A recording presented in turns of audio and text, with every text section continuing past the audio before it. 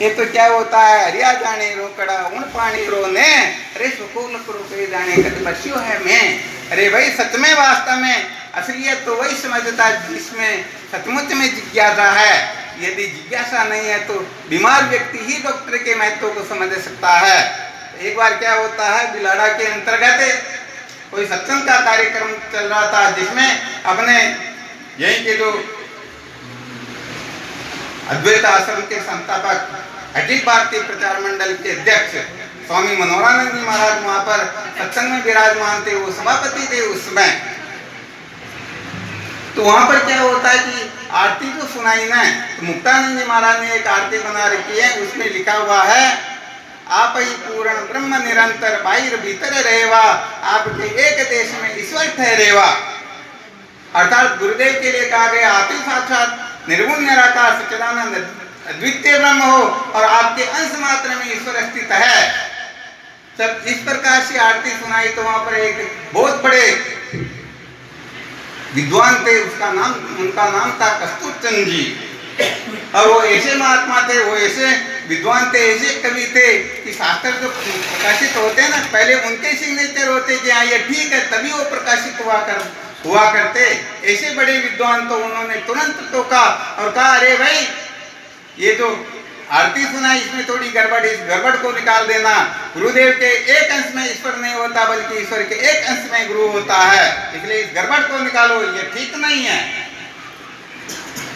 तो पहले तो मनोहरानंद जी महाराज अपनी सहज स्थिति में आराम से बैठे हुए थे, और जैसे ये सुना तो एकदम नेत्रों को खोलते हैं और अपना हाथ जो है उस तख्ते के ऊपर मारते, जिसे पूरी सभा में सन्नाटा छा जाता है, और बोलते हैं, वो ध्यान देना, वो तो कोई ऐसे महात्मा नहीं, बड़े बड़े, कहने का मतलब इस संसार में शायद पता नहीं जो कि कितनी ऊंची स्थिति के जिनको लोग मानते हैं, उनको भी पहली कक्षा में फेल समझते थे। तो कहते हैं, कौन भोंदू मैं बकरे की तरह चिल्ला रहा है, इसको खड़ा करो। कस्तूर वो तो बहुत बड़े विद्वान थे, उनकी तो इज्जत थी, और उनके बिना, उनकी आज्ञा के बिना कुछ होता ही नहीं था। कौन भोंदू मैं कर रहा, कौन बकरे की तरह चिल्ला रहा है, इसको खड़े करो। फिर उनको कहते रहे, तुम्हारे को इतना भी बोध नहीं है कि गुरु तत्व क्या होता है, ईश्वर क्या होता है। अरे तुमको पता नहीं, ईश्वर तो वह मरीज है जिसका गुरुदेव दिन में 50 बार ऑपरेशन करते हैं, तुमको भी पता नहीं है। गुरुदेव के सामने तुम्हारे ईश्वर की साफ कह देते, ऐसी की तैसी, क्या होता है ईश्वर।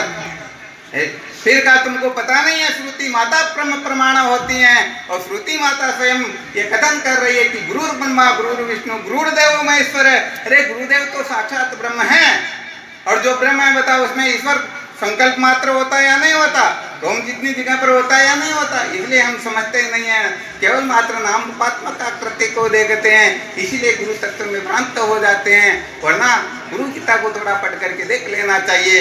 यक्ष राक्षस किन्नर गंधर्व बड़े बड़े ऋषि मुनि भी गुरु तत्व को नहीं जानते, साधारण लोगों की वश की बात ही नहीं।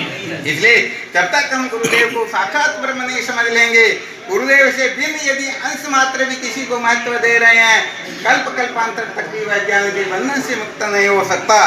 इसलिए सत्य को जाने बिना दुखों का अंत नहीं होता। इस रहस्य को जो समझ जाएंगे उनका जीवन धन्य हो जाएगा, और नहीं समझेंगे वे बोलो सच्चिदानंद जय हो। वाह चलो चलो